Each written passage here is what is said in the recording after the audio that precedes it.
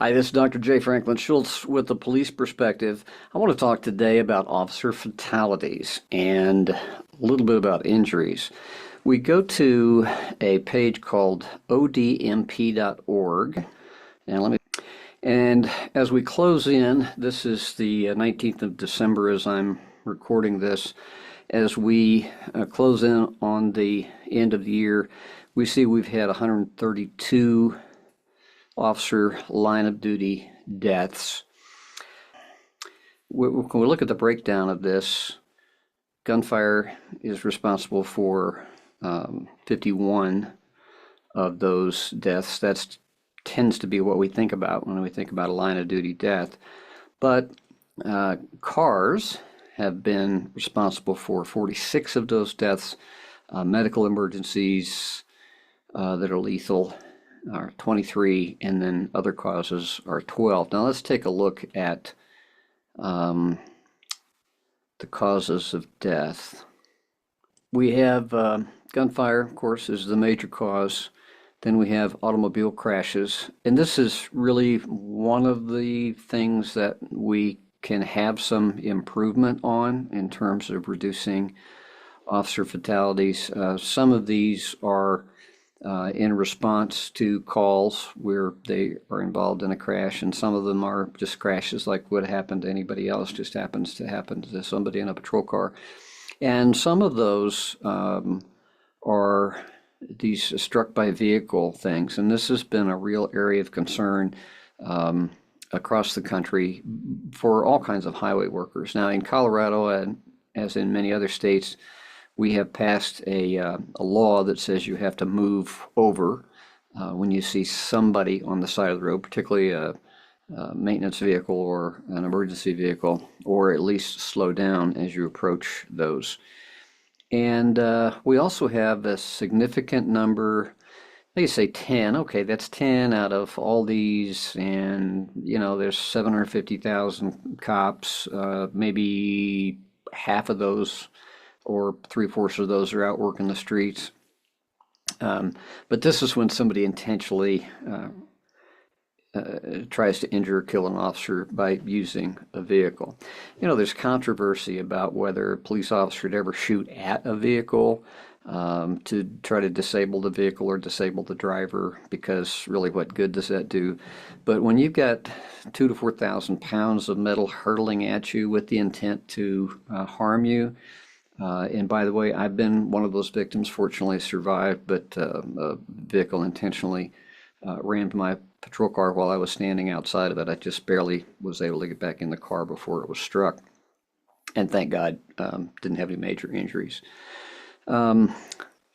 It's also important to realize that here we are in 2024, and we're still having first responders and others dying from 9/11 related illnesses. We also have some illnesses that happen on duty, which primarily are heart attacks, and police officers are highly stressed during arrest control situations, combat situations, and so sometimes their heart just gives out. And poor heart health is very typical in law enforcement, and in fact, I think the most recent statistic that I looked at is officers have a high probability of dying from cardiac events within 5 years of their retirement. The cumulative stress, 10 to 12 to 15 times what an ordinary civilian would experience. It hurts your heart, literally hurts your heart. Then there are other duty-related illnesses. Of course, during 20 and 21, you can go back and see COVID-related deaths were high because police officers still had to be out and about. Assaults that were other than gunfire, and then we also have some stabbings that are a risk. And ballistics vests typically are not rated for stabs, so you can thrust a sharp instrument into a ballistics vest and it can still penetrate. Some drown during rescues or floods, motorcycle crashes for motors guys, accidental discharges or unintentional discharges during training or otherwise. And again, go back to assault. People can be beaten with hands and fists and and all kinds of other instruments. We do have folks that are serving in the air and helicopters and fixed wings, and so we have crashes every year of law enforcement related aircraft.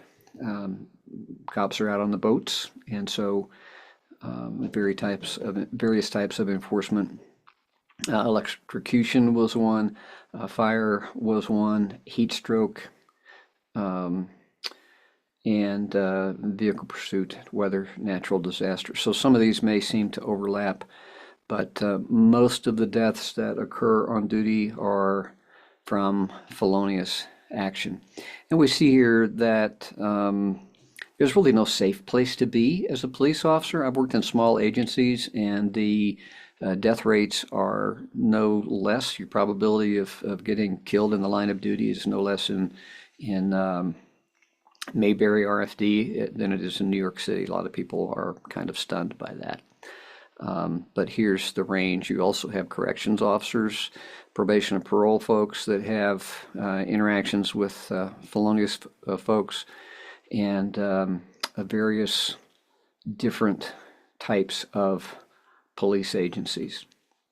So these are sober figures, and with about 2 weeks, 10 days from the date of this recording, with an average of 2 officers killed in the line of duty, it could very easily be another 4 or 5 officers who don't make it until January of 2025.